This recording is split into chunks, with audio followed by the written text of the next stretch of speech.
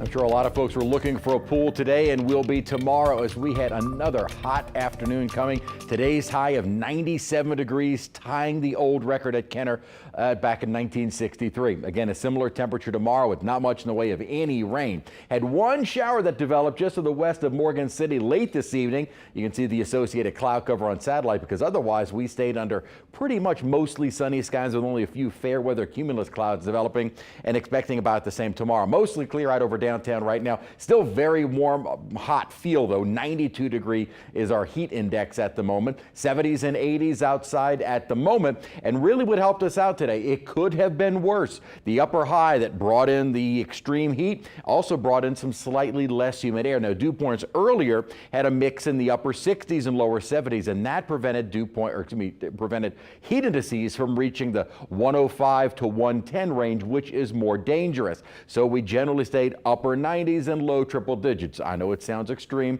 but it's not quite up to the dangerous levels. It's still plenty dangerous if you're out for a long period of time.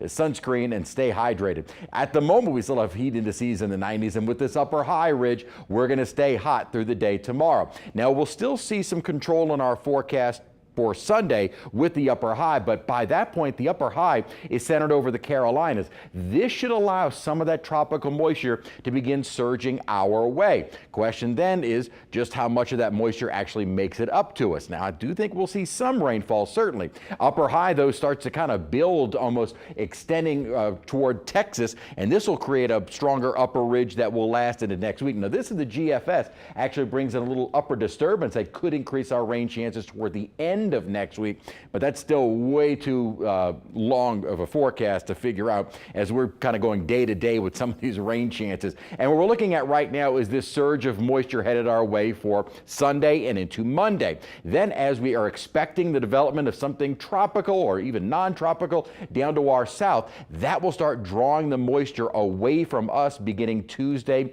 and through the rest of next week. At the same time, that upper high is also going to bring in some drier air. So while I do think we'll have a couple of wetter days, we will see a trend of drier days, probably starting Tuesday, that will continue on through the rest of the week. As far as rainfall totals go, we have seen the numbers kind of fluctuating back and forth. Right now, going a little bit higher, and most of this being on Sunday and Monday, with a risk of some street flooding both days, with some of that with the focus mainly on the South Shore, I believe. Just that's where a lot of that tropical moisture will kind of reach. Still north of the lake, we'll see some heavy downpours at times, but just not quite as much. And our rainfall totals are going to be a little bit higher, but rain coverage is going to be fairly limited, 30–40%, although even with a few showers, still could see some downpours. Same on Monday, but a little bit more rain coverage. And then with that dry air moving in and some of that moisture moving away, we'll begin to dry out through next week.